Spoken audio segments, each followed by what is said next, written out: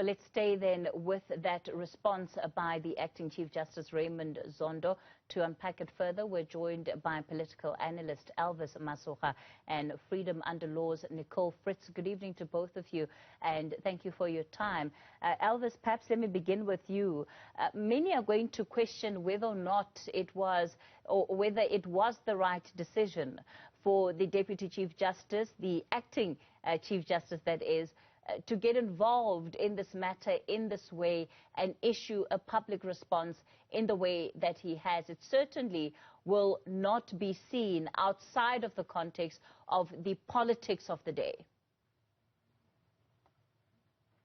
Yeah, firstly, my humble greetings to you, Kathy, and all the viewers of Newzroom Afrika. Kathy, I think, a caliber of circumstances will around the type of action that a person takes. And I think this kind of a situation was weighing heavily on the shoulders of the Acting Chief Justice, Raymond Zondo. In relation to me, I refer to it as a pure balderdash, if not gibberish, in the form of an unwarranted attack on the heart and soul of our constitutional democracy. I'm referring to an article written by Minister, Lindiwe Sisulu, because I tried so much for several hours trying to hunt, for substance, veracity, and eloquence in that particular article. But even up to now, I'm still waiting to find any, because we are talking about a key national figure in our country, Minister Sisulu, who has been part of cabinet since the dawn of democracy in 1994. Every time she was appointed, firstly as a deputy minister and later as a full minister, up until now in 2022, she was sworn into office, took an allegiance to advance and protect and safeguard the Constitution. So what was the value of her taking such solemn affirmations every time she was sworn in as a minister? So it doesn't make sense. These are the people as a minister. She had a golden opportunity to change the lives of the very same Black Africans she's complaining about in that article, to say, Black poverty. Yes, it is true, but she's the last person to lament that, because she was given a rare golden opportunity as a deputy minister and minister for many, many years to change the lives of the Black Africans she's complaining about in that article. What has she done? I think it could have been better, Kathy, if Minister Sisulu could have used that article to brighten, the contribution that she made as a minister to change the plight of Black Africans who are trapped in poverty. But unfortunately, she doesn't even single out any positive contribution that she made in changing the lives of Black Africans. She laments as if she was seated outside the fence, as if she was seated outside the dinner table, only to find that she has been part of the people who were dining at the gala dinner with those who were part of our leaders since 1994. What has she done as a deputy minister and minister in the last 27 or 8 years? Right. And that's as an analyst, I'm trapped in the dark as to exactly what is it that Minister Lindiwe Sisulu wants to communicate to South Africans. All right. Nicole, let me bring you in here. It's not the first time that we have seen attacks on the rule of law in the country, or even on the Constitution. What do you think it has been, in particular, about that piece by Minister Lindiwe Sisulu that has triggered the scale of response that we have seen? Obviously, it has culminated now with the Acting Chief Justice also weighing in, but just this past week alone, there's been a slew of responses to the minister from other leaders of society. I think it's just such a breathtakingly cynical exercise in blame shifting by the minister. As your previous guest has already explained, the fact that she has acted as a prominent member of government for now over a quarter of a century, and seeks to lay the ills of this country, and nobody who seriously engages with South Africa can say that there is not wide-scale poverty and deprivation, which must plague the conscience of any sort of engaged citizen in South Africa. But to suggest that those ills should be placed at the door of the Constitution or the judiciary is so absurd. She knows, or she certainly should know, that it is not the judiciary that sets policy and legislation and implements it. That is the role of the executive, of which she is part, and of the legislature. And her attack comes on the back of these escalating and very sinister attacks that have been made on the judiciary and on the Constitution by a number of political actors. And those attacks seemed designed only to foreclose on the possibility of any accountability for those who have committed crimes, malfeasance and wrongdoing while in office. So it doesn't seem a coincidence that this attack is authored in the very week that we get the first volume of the state capture report. And I think what is being done is an attempt, a naked and crude attempt, to pull the wool over the public's eyes, to say, don't look at the report and the recommendations and the frightening implications for the quality of governance that we have meted out to South Africans. Instead, here is a convenient scapegoat. We will seek to actually undo the Constitution. And I think what is most sad about that is that, of course, she sits as a member of a party that rightly should be proud of actually having put into place this document, which is intended to represent the aspirations of democratic South Africa. And yet, in order to conveniently scapegoat, she would damage that Constitution, which is the product of her party's own doing.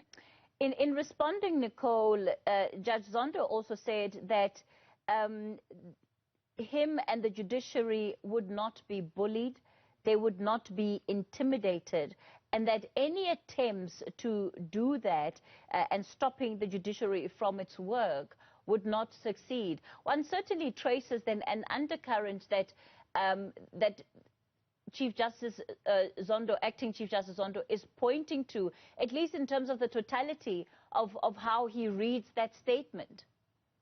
I think that's right. And I don't think anyone should be mistaken in terms of how significant this intervention is on the part of the Acting Chief Justice. It is very rare for judges to enter the public fray, the public domain, and to make these types of statements. Generally, they let their judgments speak for themselves. They don't seek to play the role of public figures who enter into this debate. But I think, as you rightly say, Kathy, this is, comes on this sinister cacophony and escalating cacophony of attacks on the Constitution and the judiciary. And comes, as I said, in the very week that the first volume of the state capture report is handed down. And I think the Acting Chief Justice is saying these attacks are so dangerous to the existence of our constitutional democracy. And actually, in this extraordinary and exceptional move, we will not be silent, we will not be quiet, and we are going to issue this public response. And I think that the response in itself, the fact that he has made this response, is something that should signal the disquiet, the concern that registers amongst our judiciary for the nature of the attacks and the quality of the attacks that are being made on our judiciary and on our Constitution. Elvis, speaking to News 24, Minister Sisulu earlier on in the day is quoted as saying that which is in the article, I stand by it.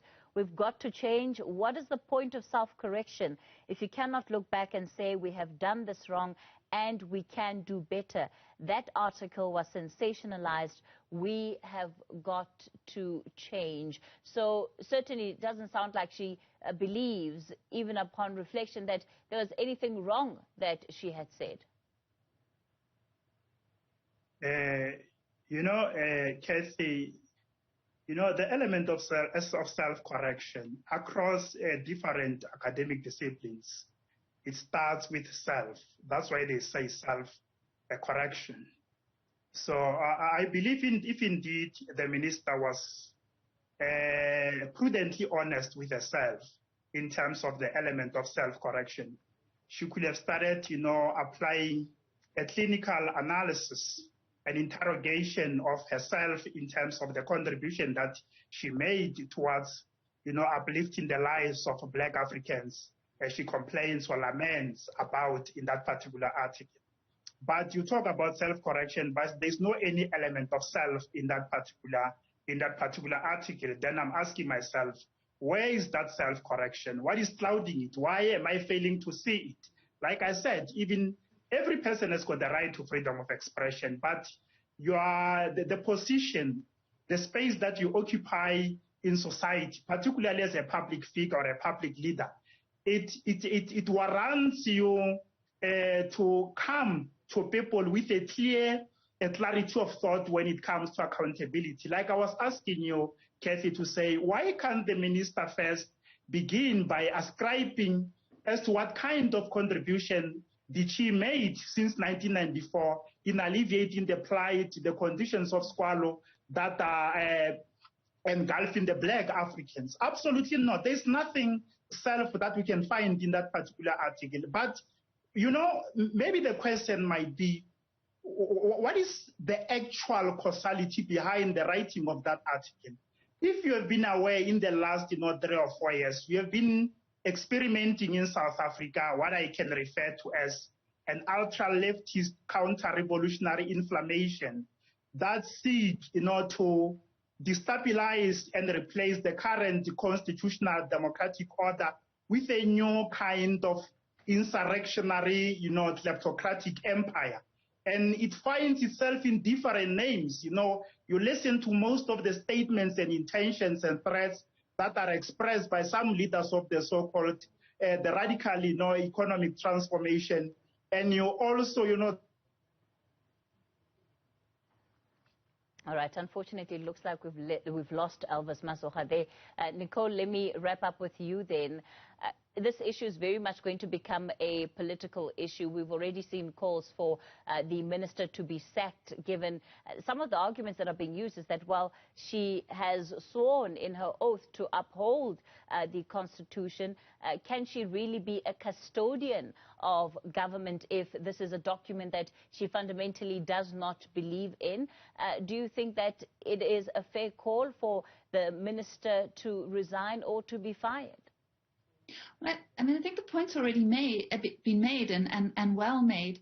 There has to be some serious questioning as to how she can continue to serve in the executive when, for one, she seems not to understand the different roles of the various arms of government. So, for instance, she ascribes the ills, socioeconomic ills of South Africa to the judiciary when she has to know, and as I said, should know, that in fact it is the executive and the legislature that is responsible for determining policy, for laws, and for implementing those laws, and that is not the role of the judiciary.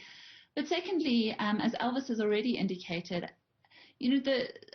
our executive and members of parliament, they take oaths to uphold the Constitution, and as you've said, when those persons are suggesting that the Constitution and its ultimate guardian, the judiciary, should in fact be undone, then you have to ask, are they equipped, are they able to actually carry out that oath of office when they seem to fundamentally disbelieve in the value and significance of that document, which is, as I've said, and was intended to be, a struggle was fought by her own party for it to be instantiated in South Africa as a representation of a democratic South Africa's aspirations. And so I think those questions have to be asked of her and her suitability to serve in the executive. Freedom Under Law's Nicole, Fritz, political analyst Elvis Masoga. Let me thank you both for your time tonight.